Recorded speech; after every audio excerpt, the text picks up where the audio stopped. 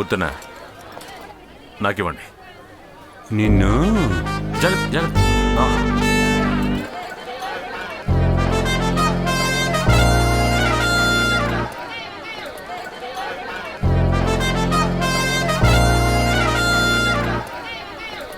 తప్పకోండి తప్పకోండి తప్పకోండి. వీడి పేరు దాసు. కంచర్లపాలెమే వీడి సొంత ఊరు. నాన్నా పైకి రా పైకి రా. వీడి నాన్న వీడు నాటుసారా కాచడంలో కింగ్. దాసు చేసే వృత్తి ఏంటంటే వైజాగ్లో ఉన్న వాడు ఫ్రెండ్ దగ్గర నుంచి దొంగ సొమ్ము తీసుకుని దాన్ని సేటు దగ్గర తాకట్టు పెట్టి క్యాష్ చేసుకోవడమే. కానీ దురదృష్టం ఎప్పుడూ పోలీసులు దొరికిపోతూ ఉంటాడు. ఆపు. ఎలా కనిపెట్టావయ్యా? సార్, 1 నెల నుంచి కడియాలు తీసుకొచ్చి డబ్బులు తీసుకు వెళుతున్నాడు సార్. సందేహం వచ్చి చెక్ చేసి చూశాను సార్. రాగి మీద గోల్డ్ పూత వేసి బాగా మోసం చేశాడు సార్. వేస్ట్ రా నువ్వు. చేసే పని సరిగ్గా చేయకపోతే వాడు దొంగే కదరా. ఆ అర్హత నీకు లేదురా.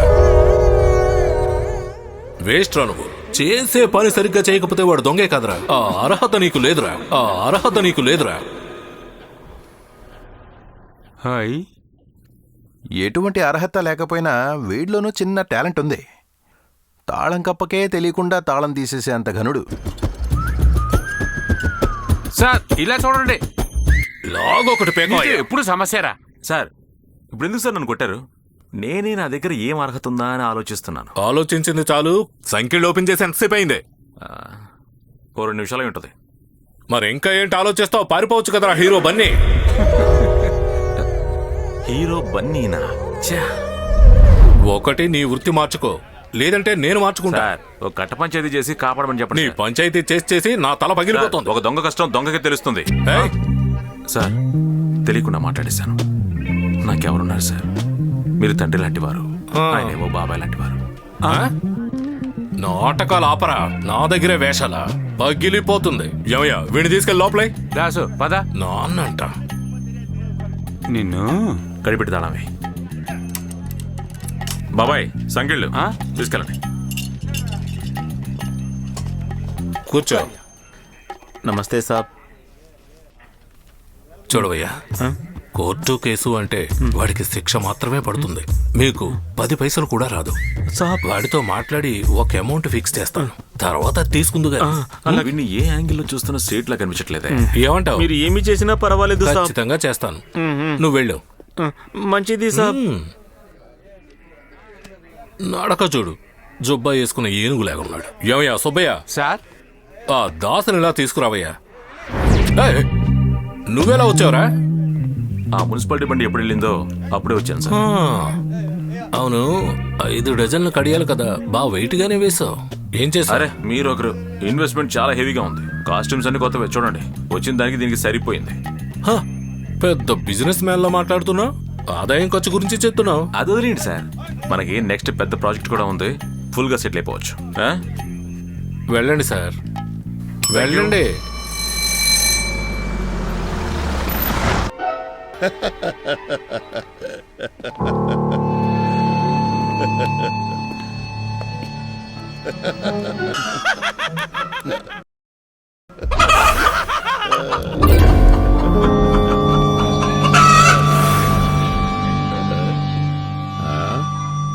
నా కంటికి నువ్వు కోడిలా కనపడుతున్నావు. ఎక్కడికొచ్చి ఏం మాట్లాడుతున్నావు?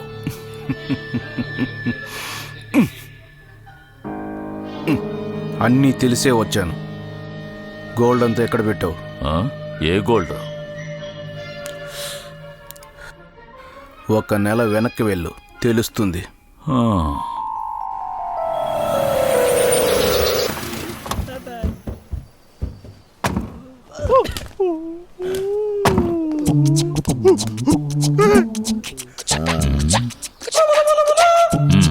అన్నగారు పార్కులో ఉన్న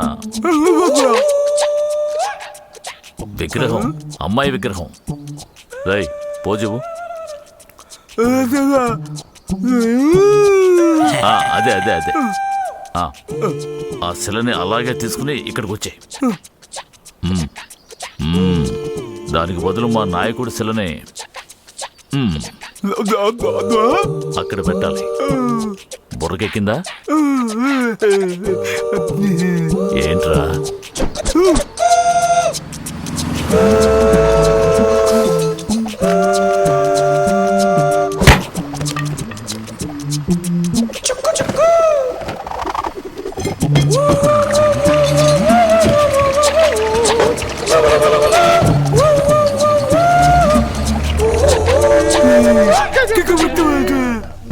రేయ్, కాస్త చూసుకోండి. అలాగయ్యా. 50, 60, 70.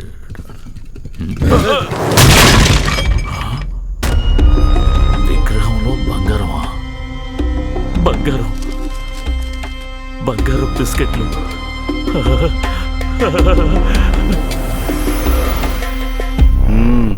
ఇప్పుడు గుర్తుకొచ్చిందా మిశ్రా దగ్గర నువ్వు చూపించిన గోల్డ్? నేను బంగారం కొట్టు పెట్టాను. బిస్కెట్లు నా దగ్గర ఉన్నాయి. ఆ బిస్కెట్లో ఉన్న జోకరు కొంచెం వెనక్కి వెళ్ళిందనుకో, అందులో మిశ్రా మొహం కనపడుతుంది. ఓ అదా, అది నా స్నేహితుడిది. మంచి పార్టీ దొరికింది, నేనే గోల్డ్ అమ్ముకుంటానని బయలుదేరాడు. ఇప్పుడు ఎక్కడున్నాడో ఎలా ఉన్నాడో నాకేం తెలీదు. ఒక నిమిషం బాస్, సార్ ఒంటికి టెన్షన్ అస్సలు పనికిరాదు. ఏ రోజైతే గోల్డ్ కనపడకుండా పోయిందో ఆ రోజే బీపీ, షుగర్, చెత్త చెదారం అన్నీ ఒంట్లో చేరాయి. చెప్పండి బాస్. దొంగతనం చేసిన దగ్గర ఉంచావంటే నువ్వు చాలా గొప్పోడయ్యా. ఏంట్రా నా దగ్గర ఆటలా? ఇలా చూడు రాయప్ప, 2 రోజుల లోపల నువ్వే వచ్చి గోల్డ్ అప్పగిస్తే బాగుంటుంది. లేదంటే నీ దగ్గర నుంచి ఎలా తీసుకోవాలో అలాగే తీసుకుంటాం.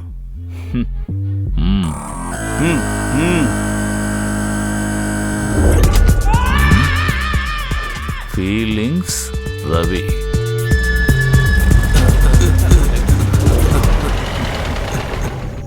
ఎలా నిలబడ్డారో చూడు, తొట్టి గ్యాంగ్. ఏమన్నా బాగున్నావా? ఎవరున్నా ఇప్పుడు వచ్చి వెళ్ళిందా? అది అలా ఉంచు. రే రాకీ, కారులో సరికంతా భద్రంగా ఉంది కదా? కారు ఎవరి చేతిలో ఉంది? రాకీ అన్నా. రాకీ అంటే ఏమనుకున్నావా? సరుకు మొత్తాన్ని కార్ పార్ట్స్ లో భద్రంగా దాచిపెట్టాను. మదన్ గాడు సరుకుని భద్రంగా డోప్ రవికి చేరిస్తే చాలు, పోలీసులు దొరికినా డ్రైవర్ మదన్ గాడే దొరుకుతాడు. మనం ఎప్పుడు సేఫే. రేపు రేసులో కారు దుమ్ము దులుపుద్ది కదా? రేపు నీ డ్రైవర్ మదన్ని చూడు, గాల్లో ఎగురుతాడంతే.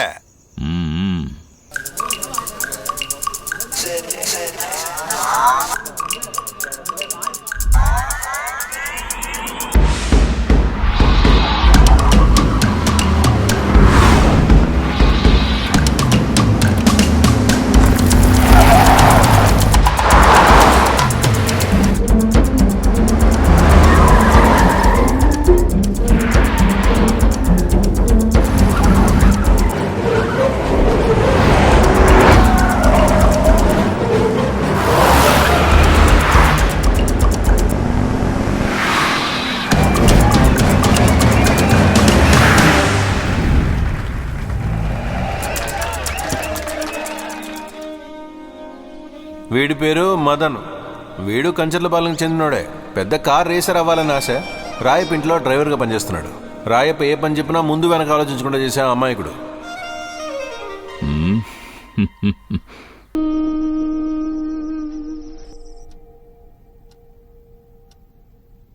అయ్యా, రేయ్, భద్రంగా చూసుకుంటున్నారా? భద్రంగానే చూసుకుంటున్నాం. జాగ్రత్త. గాల్లో తేలినట్టుందే, తేనె పట్టు మీద రాయి పెట్టి కొట్టినట్టుందే.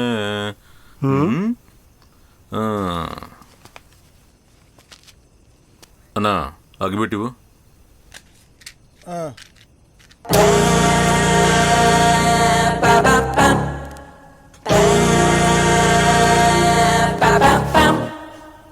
హే, నీకు ఇల్లు వాకిల్ లేదా? ఏ ఊరు నీదే? ఊర్లో 144 సెక్షన్ పెట్టారు, నీకు తెలీదా? మీ ఊరు వాళ్ళకి పని లేదు, నీకు పని లేదు. లేచి ఇక్కడి నుంచి వెళ్ళిపో. దోమల పడేది ఎక్కువగానే ఉంటుంది. ఉంటుంది ఉంటుంది. ఏయ్, లేచి ఇక్కడి నుంచి వెళ్ళిపో, ఇక్కడ కూర్చోకూడదు. అన్నా రాత్రి అయిపోయింది కానీ నిద్ర బాగా వస్తుంది, కాసేపు తలవాలు చల్తానులే.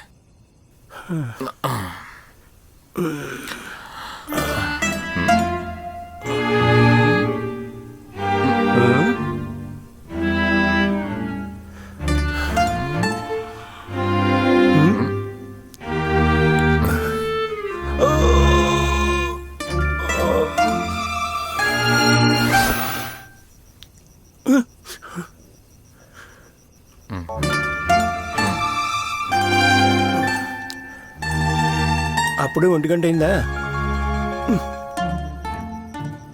ఎలా నిద్రపోతున్నాడు చూడు. ఎక్కడి నుంచి వస్తారో ఏంటో. అన్న రావడానికి ఎలాగైనా 10 నిమిషాలు పట్టుద్ది. ఇలాగ మనం వచ్చిన పని పూర్తి చేయాలి దాసు.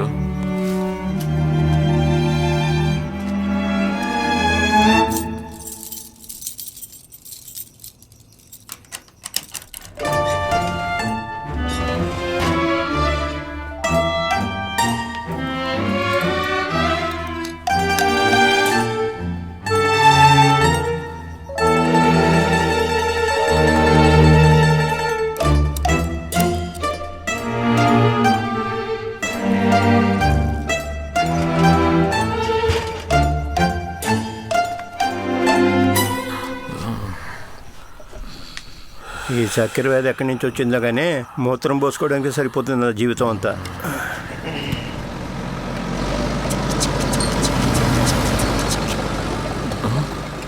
ఈ టైంలో ఈ బండిని ఎక్కడ తీసుకెళ్తున్నారు? మీ ఊర్లో సహా మంది నిద్రపోకుండా ఆడుకుంటూ కూర్చుంటారేమో. ఆ వివరాలన్నీ నీకెందుకు కానీ నీ పని నువ్వు చూసుకో.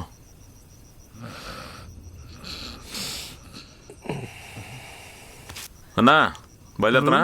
Good morning. గాల్లో తేలినట్టుందే, గుండె పేలినట్టుందే.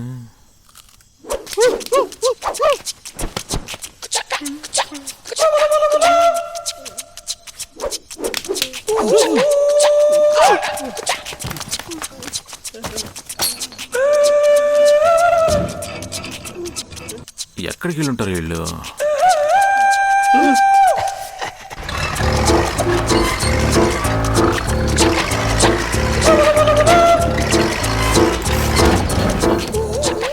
అమ్మ నా కొండెల్లారా, క్రేన్ ద్వారా జనరేటర్ని దొంగిలిస్తున్నారు.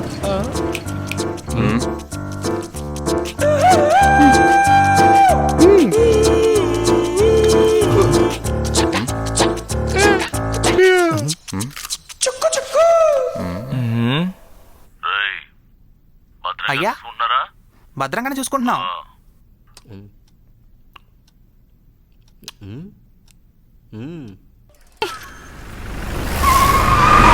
మూర్ఖంగా నడుపుతున్నారు.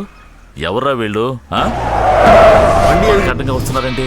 తెలీదయ్యా, ఏయ్! మూర్ఖంగా ప్రవర్తిస్తున్నారు. ఏయ్!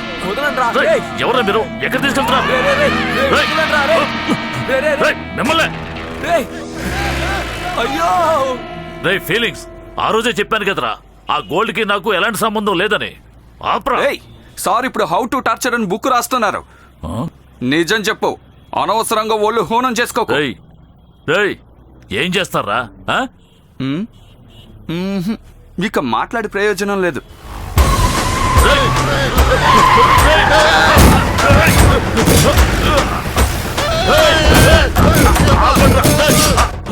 సార్ చాలు, బాడీ తట్టుకోదు.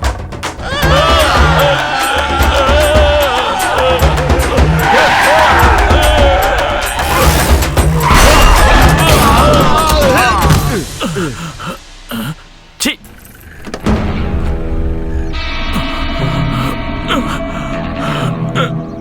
ఇక తెల్లారే ప్రతిరోజు నీకు ఇలాగే ఉంటుందిరా. ఏమైంది? అయ్యయ్యా ఏంటి కర్మ? ఒకసారి కిందకు చూసుకో.